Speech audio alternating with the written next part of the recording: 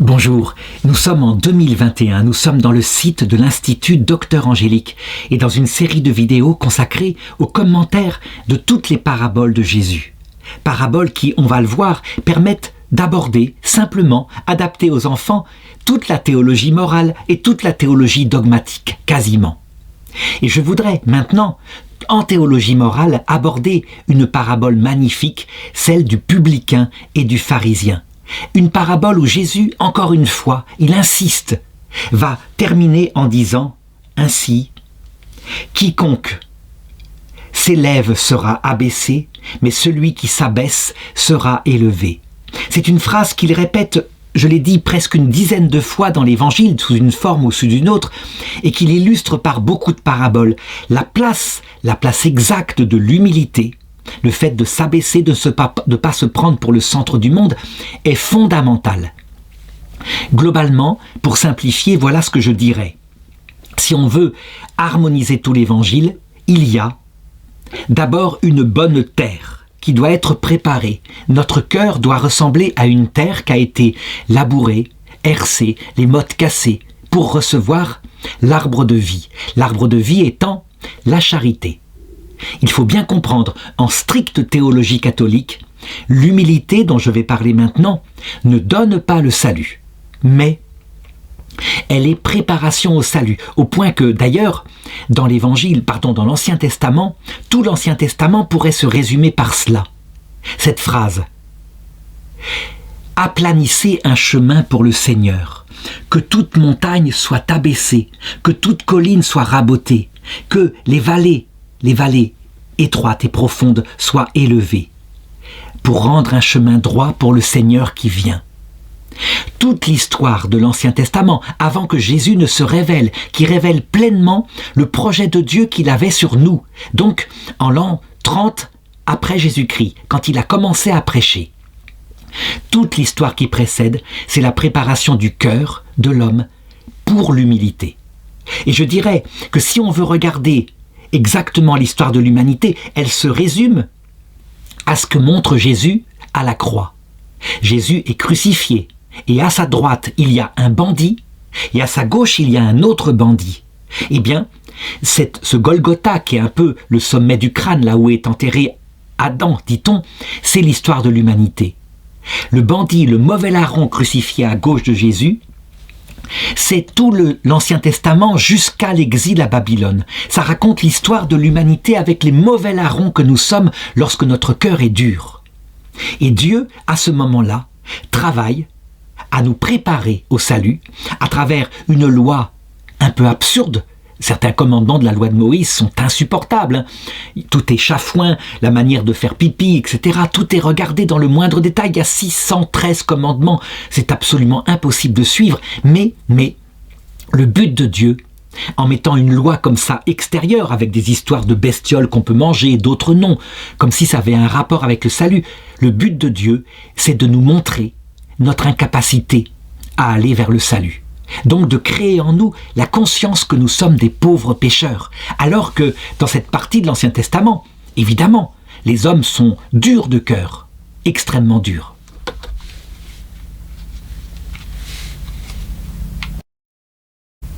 Dieu va donc s'efforcer de créer dans le cœur du mauvais larron un peu d'humilité. Et pour cela, il lui donne une loi mauvaise. C'est ce que raconte Ézéchiel, chapitre 20, verset 25.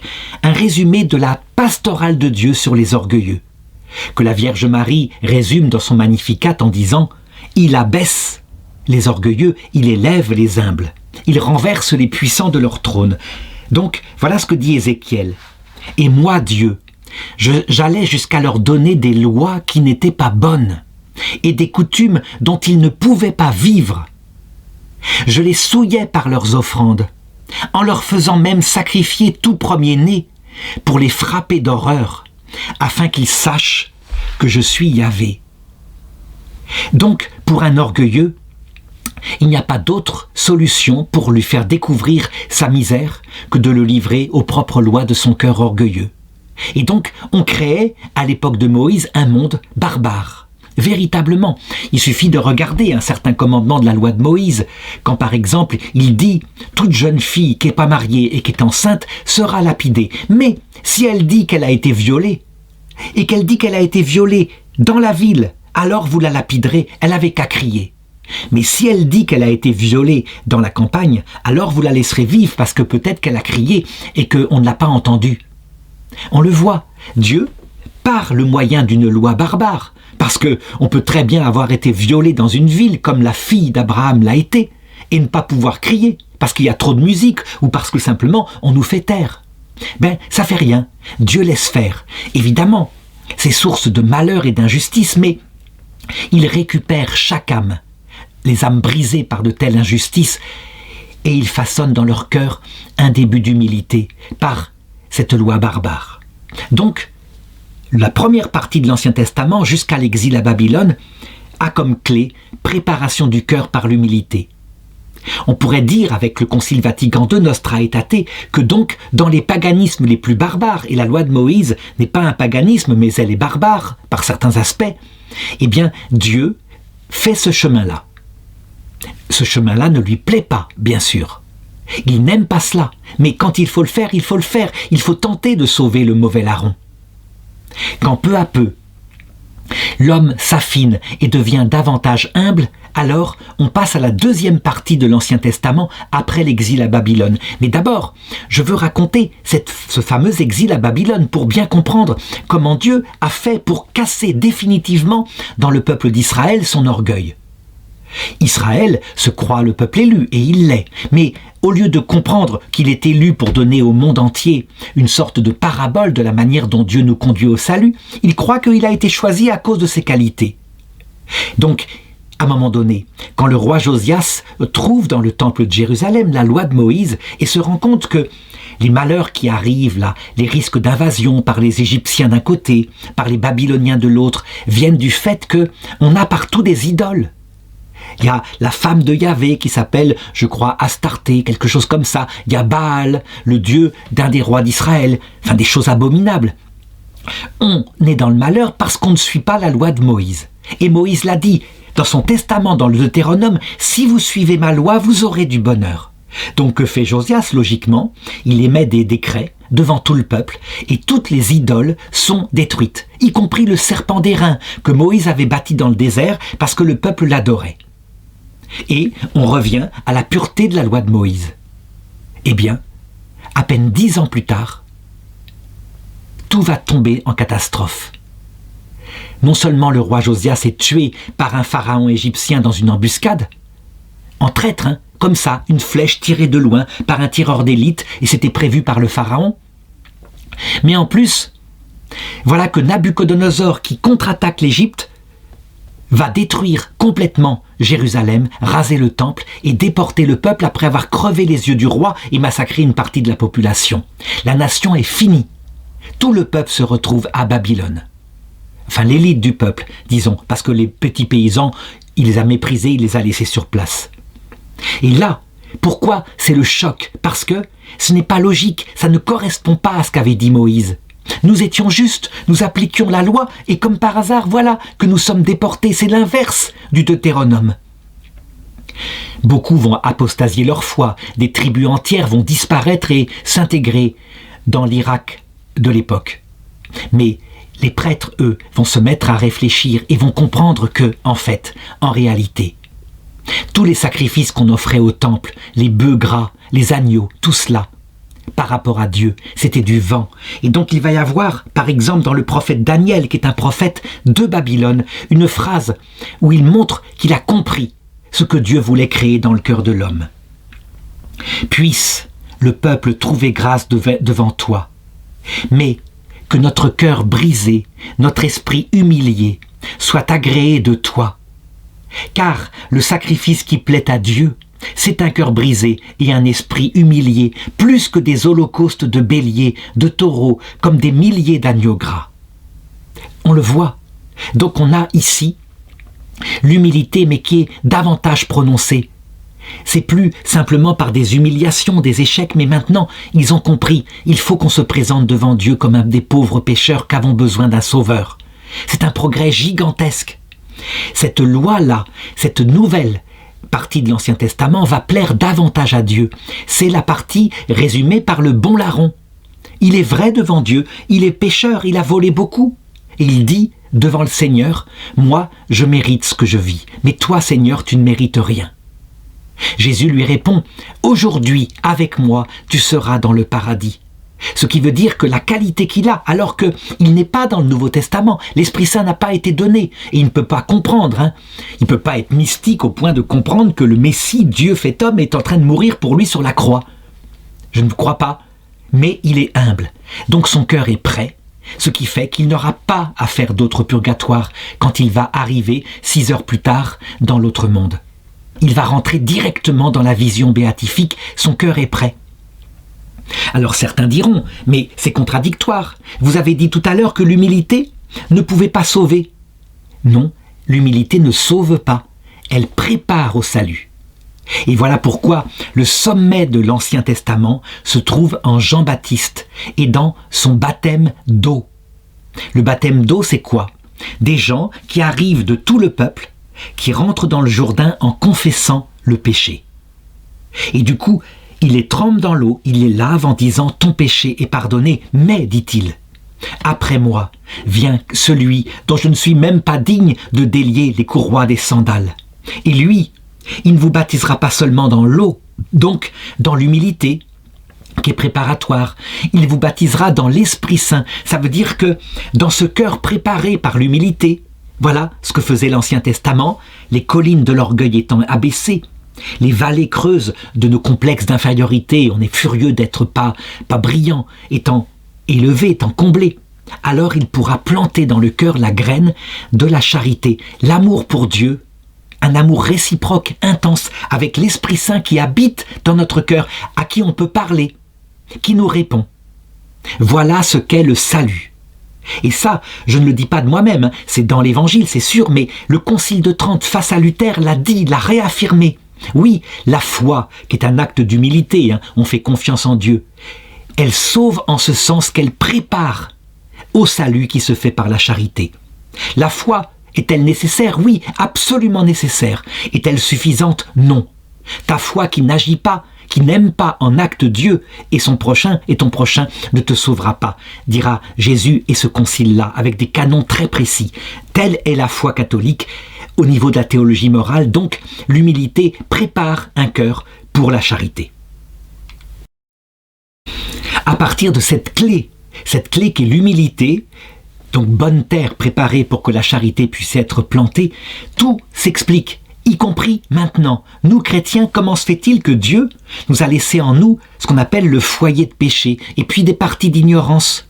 Ça veut dire qu'on n'arrive pas à régler toutes les pulsions en nous qui nous portent à chercher excessivement et de manière malsaine un sentiment de valorisation, un sentiment d'autonomie, un sentiment de sécurité. Et souvent, ça se traduit par, la concupiscence des yeux, être admiré par les autres. Ça, c'est la valorisation. Les plaisirs égoïstes, être autonome, parce que quand on a du plaisir, on n'a besoin de personne. Et puis, l'argent qui sécurise, de manière malsaine encore une fois. Donc, pourquoi est-ce qu'on se bagarre contre ces pulsions qui viennent de notre psychisme et on n'arrive pas à mettre tout dans ce qui devrait nous valoriser, à savoir la charité? Quand on aime et qu'on ne pense plus à soi, on est valorisé par surcroît. À savoir, pour l'autonomie, la foi. Quand on a confiance en Dieu, qu'on sait pourquoi on est sur terre, on est autonome puisque on est comme un bateau qui a une direction. Et pour ce qui est de la sécurité, non pas simplement l'argent, mais l'espérance théologale, la certitude que bientôt, Jésus va venir nous chercher, accompagné des saints et des anges, et que nous serons dans ses bras. Pourquoi est-ce que nous nous battons pour cela? Le mot, c'est l'humilité. Il le sait bien. S'il nous avait délivrés complètement du foyer de péché qui nous fait nous battre contre des pulsions, la foi qu'il a prêchée, l'évangile, créerait des orgueilleux. Des gens très équilibrés, sûrs d'eux-mêmes, qui diraient avec mépris devant ceux qui sont fragiles, « Ils ont qu'à se convertir et ils iront en enfer ». Malgré les faiblesses qu'il y a en nous comme cela, certains prêtres le disent. Et donc se prennent pour le centre du monde, ne développent pas d'humilité. Alors que fait Dieu? Romains chapitre 11, verset 32. Car Dieu a enfermé tous les hommes dans la désobéissance pour faire à tous miséricorde. Que fait Dieu? Il les livre à des péchés secrets, que eux connaissent bien, mais que quelquefois, hypocritement comme des pharisiens, ils arrivent à cacher pour faire croire au monde qu'ils sont parfaits. À ce moment-là, ils tombent dans la sagesse du mauvais larron et Dieu sera obligé, pour casser l'orgueil qui est en eux, de les faire passer par la croix du mauvais larron. Pour ceux qui par contre sont des prêtres saints et humbles, qui reconnaissent leurs péchés, alors ils passeront par la croix du bon larron, qui est tout de même meilleur. Et pour ceux qui vraiment vivent leur foi dans la désolation de rester des pauvres pécheurs, ils vivront la croix du Christ. Ça veut dire que leur cœur deviendra, par le fait qu'ils sont fragiles, miséricordieux. Donc après ce préalable, cette introduction, il me faut lire la parabole du pharisien et du publicain. Elle explique tout ça. Luc chapitre 18, verset 9. Il dit encore, à l'adresse de certains qui se flattaient d'être justes et n'avaient que mépris pour les autres, la parabole que voici. Donc là, en l'occurrence, je suis exactement dans l'axe de ce que je viens de dire, à savoir les chrétiens qui, ayant reçu la grâce, arrivent à être parfaits, à se maîtriser, à ne pas trop pécher, ils sont visés sous la figure du pharisien. Et puis, les chrétiens, pauvres pécheurs, qui tombent, qui basculent parfois dans leurs troubles que j'ai indiqués, valorisation, sécurité, autonomie, et qui, du coup, vont se confesser humbles pécheurs, qui n'arrivent pas à suivre la plénitude de l'Évangile. Voilà ce que dit Jésus. 2 hommes montèrent au temple pour prier. L'un était pharisien, l'autre était publicain. Au sens littéral, le pharisien, c'est quoi? Ce sont des théologiens brillants, extrêmement rigoureux, qui sont issus des frères Maccabées, qui, dans la Bible, ont combattu les Grecs à peu près vers 250 avant Jésus-Christ, mais qui en même temps étaient suffisamment intelligents pour intégrer ce qui, dans la pensée des Grecs, était intégrable dans la foi juive. Donc ce sont les frères Maccabées qui ont intégré l'immortalité de l'âme, ça vient des philosophes grecs, qui ont intégré l'Hadès, ça vient de la mythologie grecque, qui ont intégré le purgatoire, ça vient aussi en partie de la mythologie grecque, etc. On le voit très bien dans le livre des Maccabées. Pour le purgatoire, c'est par exemple le 2e livre des Maccabées, chapitre 12. À partir du verset 39, je n'insiste pas. Donc, les pharisiens sont des théologiens brillants à qui Jésus donnera raison. Il ne donnera pas raison aux, ce qu'on appelle les Sadducéens, qui eux, ne veulent garder que les livres écrits en hébreu. Et donc, il n'y a pas de vie après la mort pour eux, parce que Moïse n'en parle pas. Donc, Jésus accepte l'intelligence des pharisiens. Il ne faut pas les considérer comme différents. Cependant, parce qu'ils sont brillants théologiens, peu à peu, ils se sont pris pour le centre du monde et ils marchent ainsi dans leur vertu, sans reconnaître du tout qu'ils sont comme les autres, des pauvres pécheurs. Ils ont donc développé de l'orgueil, comme c'est le cas pour nous chrétiens quand on est parfait, je l'ai indiqué tout à l'heure. Et donc, ce sont des gens qui sont certains, parce qu'ils servent vraiment Dieu, d'aller un jour au paradis, et que Dieu d'ailleurs les accueillera avec beaucoup d'applaudissements, parce qu'ils le méritent. Le publicain, c'est quoi? C'est un juif qui collabore avec les Romains. Donc c'est la plus grande horreur. On pourrait les identifier par exemple avec ces femmes en 1944 qui ont collaboré horizontalement avec les nazis et donc qui ont été tondues après la libération en France, en Belgique et un peu partout. La honte totale, le mépris de la part du peuple juif parce que durement ils prennent des impôts, ils sont les collecteurs d'impôts, et en plus, comme il faut bien vivre, ils en gardent une certaine part pour leur propre niveau de vie. Donc souvent, ils sont voleurs, ils exagèrent dans leur prise. Si on modernisait cette parabole, on devrait dire « 2 hommes montèrent à l'église pour prier, l'un avait été résistant pendant la Seconde Guerre mondiale et l'autre avait été collaborateur des nazis. » Voilà à quoi ça fait penser. Donc c'est provocateur, mais c'est exactement ça. Le pharisien, debout, priait ainsi en lui-même. « Mon Dieu, je te rends grâce de ce que je ne suis pas comme le reste des hommes, qui sont rapaces, injustes, adultères, ou bien encore comme ce publicain-là. Moi, je jeûne 2 fois par semaine, je donne la dîme de tout ce que j'acquiers. » Qu'est-ce qu'il y a qui ne va pas chez ce pharisien? En fait, il pratique la vertu. Donc, il pratique la loi de Moïse, matériellement même. Et je dirais même, il jeûne. Un peu comme par exemple la Vierge Marie, quand elle dit « jeûner, prier », ça serait un homme qui jeûnerait et qui priait. Sauf que, au lieu d'en développer un cœur modeste, le but du jeûne catholique, c'est quoi? C'est à un moment donné de toucher sa faiblesse, et puis éventuellement de craquer, pourquoi pas, pour découvrir à quel point cette nourriture dont on est comblé actuellement, il suffirait d'en être privé un peu pour qu'on touche sa vraie misère. Le but du jeûne, c'est en partie l'humilité. C'est aussi l'acquisition des vertus, mais c'est pas le but premier, c'est l'humilité. Eh bien, il y a des personnes pleines de piété qui jeûnent et qui en développent une certaine fierté en disant « Regarde Seigneur, je suis quand même pas mal, j'obéis à ta Sainte Mère et je jeûne 2 fois par semaine. » Dans ce cas-là, ça ne sert à rien, ça ne produit rien.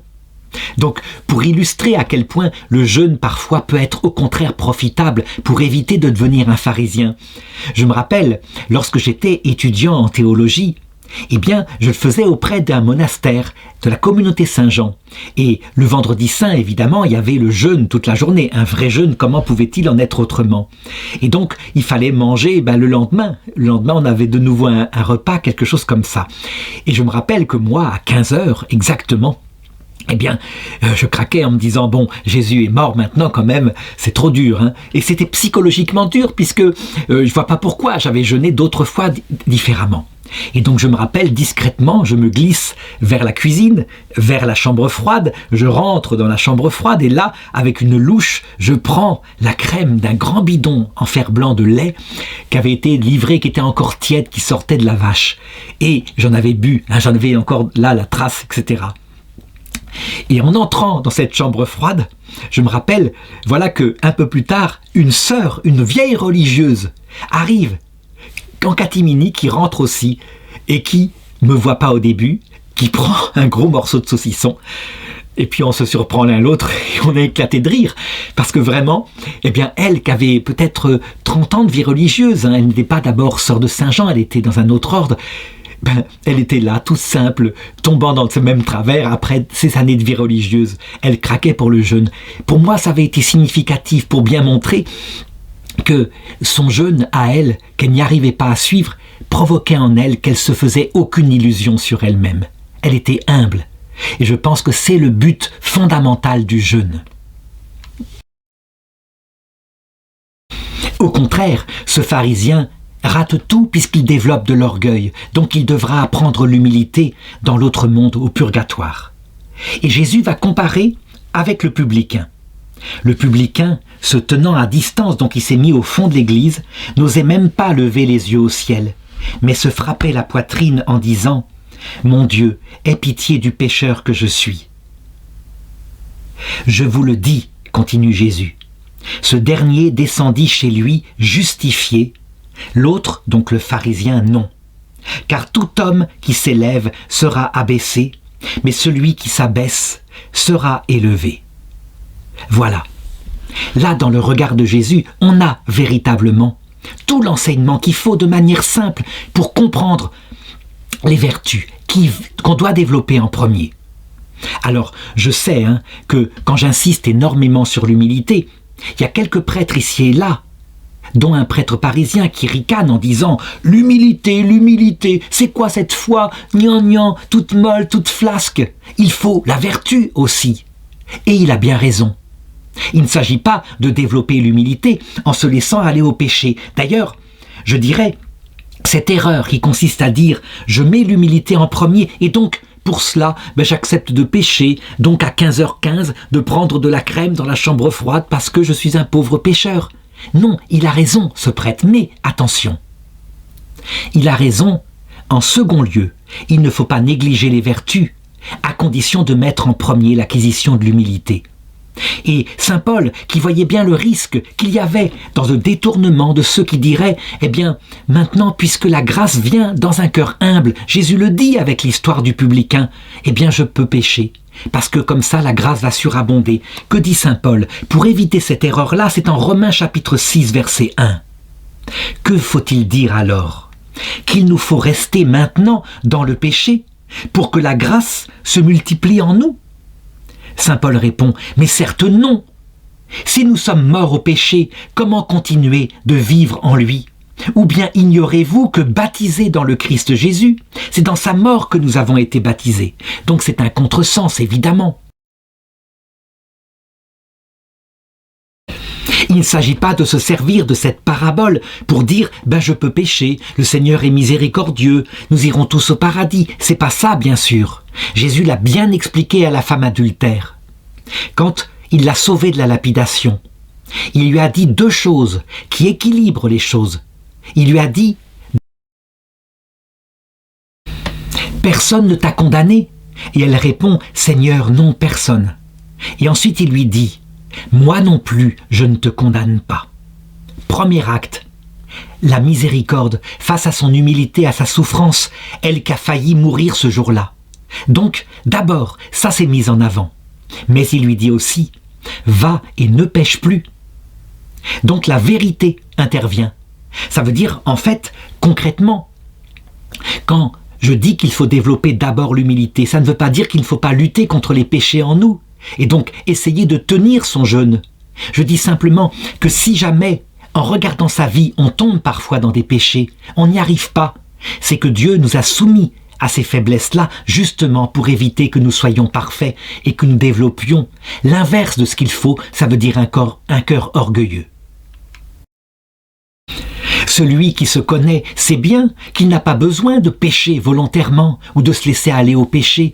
Il lutte contre les péchés et de toute façon, il y aura ces chutes-là, dans les plaisirs égoïstes, par moments, dans, je dirais, la vanité égoïste, dans l'argent égoïste. D'ailleurs, je me rappelle, pour parler des plaisirs égoïstes comme exemple, je me rappelle d'un pharisien moderne, c'était comme ça que je pourrais le citer, qui me disait tout le temps au téléphone « On peut être parfaitement chaste, c'est une question de volonté, il suffit de se prendre en main, il faut le dire aux jeunes, et moi je suis, disait-il, parfaitement chaste ». Et moi je lui avais répondu « Mais est-ce que vous vous rappelez de cette phrase de Jésus qui dit « Celui qui regarde dans la rue une femme pour la désirer, donc un regard impur, je ne parle pas d'un regard d'admiration devant sa beauté, mais un regard un peu trouble, a déjà commis dans son cœur l'adultère avec elle. » Et il me disait « Mais comment ça c'est n'importe quoi. Mais non, là vous voulez me désespérer. Ça n'est pas l'adultère, ça. Un regard comme ça peut arriver, ce n'est pas le problème. » Et je lui disais « Mais non, Jésus ne dit pas ça pour nous désespérer, simplement pour éviter que si nous arrivons à être parfaitement chastes en acte, nous ne nous croyons pas meilleurs que les autres, puisqu'il y aura de toute façon de temps en temps le regard impur.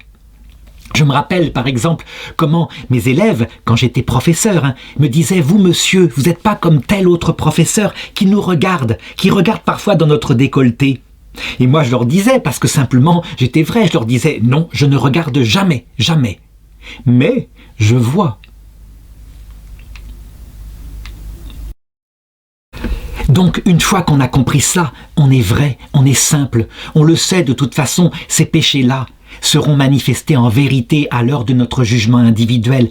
Personne ne pourra être debout sur tel ou tel point. Certaines, par exemple, je pense à Sainte Thérèse de l'Enfant Jésus, lorsque la petite sœur novice dont elle s'occupait, sœur Marie de la Trinité, lui avouait, toute penaude, qu'elle avait des tas de pensées impures, mais des pensées cochonnes. Eh bien, Sainte Thérèse, au lieu de la condamner, lui disait « Ah bon, vous avez ça, cette tentation-là? Moi, je ne l'ai pas. C'est curieux, je ne l'ai pas. » Mais pas pour l'écraser, simplement elle constatait que c'était pas son truc. Elle, sa tentation à Sainte Thérèse, c'était plutôt l'énervement, l'agacement par rapport à ces vieilles sœurs qui grinçaient comme ça à l'oraison avec des petits bruits. Mais c'était pareil, elle avait ses propres faiblesses. Alors, maintenant, je voudrais donner une application à cette magnifique parabole. L'application première, c'est celle qui peut concerner les gens qui n'ont pas pu observer la loi de Jésus et par exemple sont divorcés, remariés. On peut dire que l'Église catholique dans sa pastorale a véritablement tenu compte de cette parabole. Donc d'abord, rappelons la vérité. La vérité, c'est que Jésus a transformé le mariage en un sacrement. Ça veut dire que c'est un signe de la relation de notre âme avec Dieu qui est dans le mariage catholique. il faut savoir, hein, tout au long de l'histoire, il suffit de regarder le mariage et on a une vision du rapport avec Dieu. Par exemple, eh bien, en Pakistan, où la femme est quelquefois servante de la famille, l'épouse est servante, hein, elle n'a rien à dire, et si elle dit, elle se prend une torgnole, c'est comme ça. Eh bien, le rapport avec Dieu est très souvent de la même façon, un esclavage par rapport à Dieu auquel il faut obéir matériellement, quitte à persécuter ceux qui ne sont pas de la même pensée. Par contre, dans un pays comme la Tunisie, où la femme, certes, doit obéir au mari, mais elle a son rôle parfait, et elle a un rôle d'équivalence à la maison, et même d'autorité à la maison. Eh bien, on peut dire que les musulmans, là, qui sont plus développés, sont plutôt d'humbles serviteurs de Dieu. C'est comme ça, en tout cas, que leurs imams vont prêcher. Dans le christianisme, le mariage sacramentel implique la fidélité pour le meilleur et pour le pire, jusqu'au pire. Et le pire, c'est pas l'handicap de l'épouse, hein. Le pire, c'est quand l'épouse s'en va avec un amant et qu'elle ricane, ou quand l'épouse s'en va avec une maîtresse et qu'il ricane et qu'il est parti depuis longtemps et qu'il se fiche pas mal de la souffrance du conjoint qu'il a laissé. Dans ce cas-là, il y a dans le sacrement de mariage un appel par vocation à ce que le conjoint délaissé reste fidèle à son conjoint et prie pour lui. Ça paraît quelque chose d'aberrant, hein, mais c'est bien l'appel du Christ, et ça, personne ne peut le nier. Le Christ le dit textuellement, si quelqu'un répudie sa femme et que cette femme se remarie, il la met en situation d'adultère. Alors, attention, là, pour le coup, c'est parce que Jean-Paul II a bien expliqué dans son encyclique Familiaris Consortio au numéro 80 qu'il faut comprendre qu'il y a un statut absolument différent entre le conjoint qui est parti, qui a trahi un mariage pour partir avec sa maîtresse ou son amant, et puis la personne victime. Son état n'est pas du tout le même. Elle est victime, elle n'a pas péché. Donc, que se passe-t-il maintenant si, pour une raison ou pour une autre, dit le pape Jean-Paul II, la personne se remarie, par exemple pour que les enfants aient un père ou alors une mère, ou alors parce que la solitude lui pèse trop, elle n'arrive pas à vivre seule, c'est trop désespérant. Que se passe-t-il? Eh bien, le pape dit, sa situation est tout à fait différente. Là, en l'occurrence, les pasteurs sont tenus de distinguer les choses. Mais, dit le pape Jean-Paul II, la pastorale de l'Église reste celle qui consiste à lui dire « allez à la messe, mais ne communiez pas ». Allez vers le prêtre en portant les mains comme cela, il vous bénira sur le front, mais ne communiez pas, pour vous souvenir de l'appel qui consistait à être témoin du fait que Dieu, lui, quand nous le trahissons, eh bien, il nous reprend, quoi qu'il arrive, même pour le pire. Et, comme le disait saint Martin, si par hasard, un jour, une âme de l'enfer, un démon, se convertissait, ce qui n'arrive jamais, ça nous le savons, hein, c'est le péché contre l'Esprit Saint, ils ne veulent pas, donc ils sont parfaitement lucides, ils ne bougent pas. Mais si ça arrivait, aussitôt Dieu les reprendrait. De la même façon, donc le mariage doit signifier ça, à savoir que l'épouse trahie est prête à reprendre son mari, même des années après. Évidemment, ce sacrement n'est pas sous peine de damnation, sous peine que si elle n'y arrive pas, elle serait damnée pour l'éternité. Jamais Jésus n'a transformé ses messages d'amour en piège pour le salut éternel. Et donc, si jamais la personne n'arrive pas, se remarie, et parfois, je l'ai dit, pour que les enfants aient un père, alors elle est invitée à prendre l'attitude du publicain, simplement en étant vraie, en disant « Seigneur, j'ai compris ton appel, mais j'accepte en vérité devant toi de dire que je ne suis pas arrivé. Prends pitié de moi. » Et alors, que se passe-t-il? Parce que le Seigneur ne résiste pas à un cœur humble, un cœur vrai. Cette personne qui ne peut pas non plus recevoir l'absolution, elle vit avec ce nouveau mari qui n'est pas son mari, et elle couche avec. Elle ne va pas le priver, puisque elle est mariée avec, au niveau civil. Eh bien, cette personne-là, la grâce de Dieu va venir dans son cœur. Dieu ne résiste pas à un cœur vrai et humble. Quelquefois, je dirais même que du côté de l'humilité, cet état-là, imparfait, va davantage la préparer à aller au ciel que le cas de cette femme, je me rappelle, qui avait été larguée par son mari. Et puis elle était fidèle, elle. Pas question, évidemment, de se remarier. Elle était confite en dévotion, elle allait à la messe tout le temps, en particulier à Sainte-Rita, à Paris. J'ai appris plus tard que c'était une église anglicane, mais peu importe, ça ressemblait à une église catholique. Et un jour, alors que je discutais avec elle, elle m'avait dit « Quand je pense à ce salaud, il est avec sa poufiasse, ils sont dans la maison familiale, là, au bord de la mer, à je sais plus quoi. » Et je me disais dans ma tête « Mon Dieu, elle devrait se remarier civilement, hein. Ça va pas du tout. Ça veut dire que, au lieu de transformer son malheur en prière pour le conjoint infidèle, en humilité parce qu'elle est fragile, elle le transformait en rancœur, en haine. C'était raté. C'était absolument ça. Donc les prêtres doivent comprendre cela. J'ajouterais que le pape François, lui, a voulu changer dans sa nouvelle encyclique sur le mariage, la pastorale du pape Jean-Paul II. Il n'a pas changé la doctrine, hein. Elle reste la même, mais il dit parfois, dans certaines circonstances, le prêtre aura la liberté d'autoriser la personne à communier sacramentellement à la messe, la personne victime d'un divorce. Eh bien, je crois qu'il a raison, parce qu'il y a des cas tellement stupéfiants parfois que le prêtre doit avoir une certaine liberté pastorale, comme le Christ l'avait. Le Christ, lui, je suis convaincu que la femme adultère, là, qui certes avait commis l'adultère, hein, comme dit le pape François, certainement que ceux qui l'ont livrée à Jésus venaient de coucher avec elle. Eh bien, lui, il l'a prise dans ses bras, il l'a relevée certainement, il l'a touchée, il l'a consolée. Donc, parfois, la soif de recevoir Jésus Eucharistie peut peut-être permettre cela. Par contre, évidemment, pour celui qui a trahi, qui est parti, hein, et qui ne reconnaît pas ses torts, là, un pasteur logique et conséquent ne lui donnera jamais la communion. Ce serait aberrant. Il faut donc être capable, évidemment, de distinguer les deux, comme le dit le pape Jean-Paul II. Voilà, je m'arrête là, hein, en montrant, j'espère que cette parabole aura montré sa richesse extraordinaire.